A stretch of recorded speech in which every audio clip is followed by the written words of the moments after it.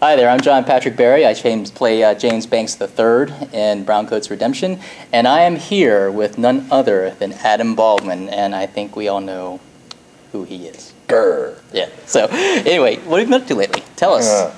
I've been working on a show called Chuck. You may notice the bow finger. That's our second unit that goes out and shoots the second unit The stunts. stuff. Yeah. Yeah, the stunts and the pickup shots we don't get. Yeah. Chuck is coming back onto NBC in January of 2010, and hopefully that'll be season 3, 2.5. Our first season was truncated because of the writer's strike, but now they've given us a vote of confidence, and we're gonna do the next full season of Chuck. That's keeping me busy. Yeah. Glad to hear that, and we hope it keeps going forever. Thank you. Honestly, because we love seeing you. Well, at least 5-6 years. You know, college is expensive. Yeah, we heard you mention that in your boy, I'm telling you. Before. So, a lot of the Browncoats have been using this as a vehicle, the Firefly Browncoats as a vehicle for charities. What's your take on that?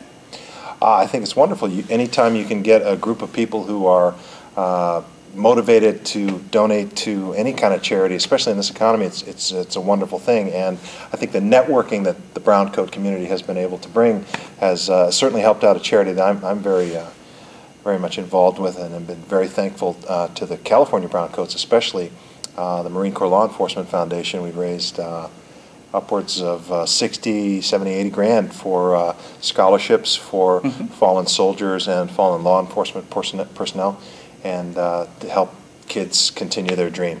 Great. That's segues me. Oh, you like our cue cards there? Yeah. Oh, yeah. Segues into the next one. Letterman thing is a Letterman thing. Yeah.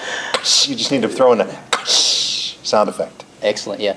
When you put that in post, that'd be great. All right.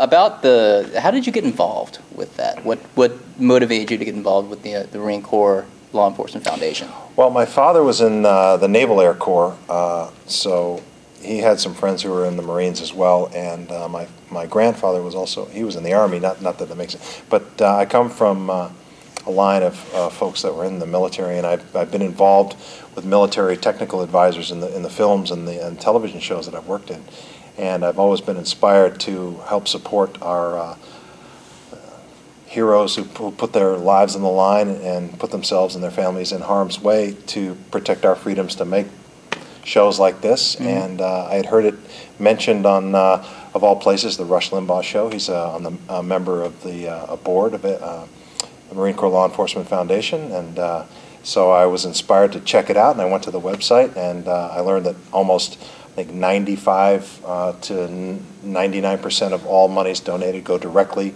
to the children of fallen Marines, service members, and law enforcement personnel. I thought, what better legacy to leave behind than that? You know, you allow kids to continue their dream for education and empowers them to go forward into the world. Definitely. I'm sure they really appreciate your support. Well, it's the least I can do. Yeah. So, hey, Done the Impossible, that documentary. You remember Brian Weiser?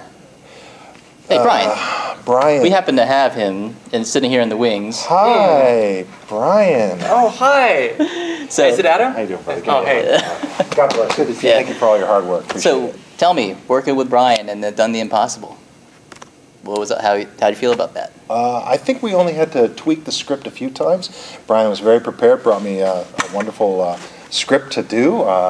If you see the thing, it's pretty much all teleprompter work, which is easy. You just have to put the costume on and look into the camera. It's good as long as they don't let it go back, that sort of thing. And we had a great time, a great story, and it's a really a wonderful story of redemption. So thank you, Brian.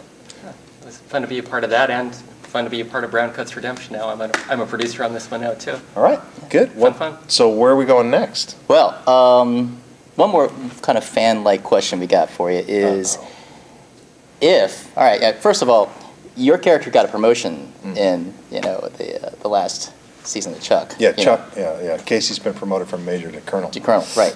Now, let's say, for example, two guys walk in a bar. All right.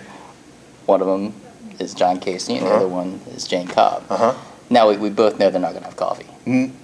No, whiskey. No, whiskey, right. Whiskey. So What do you think they would talk about? Since you know these two characters so intimately. Well, I think Casey and Jane would talk about weapons first and hot girls second.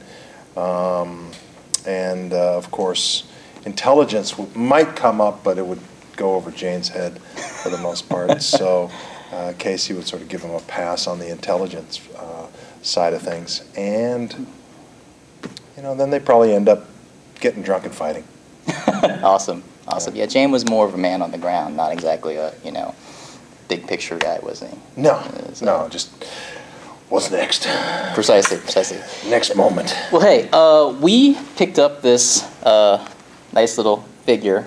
It's a Serenity figure of, gee, we wonder from the hat and the gun who that is.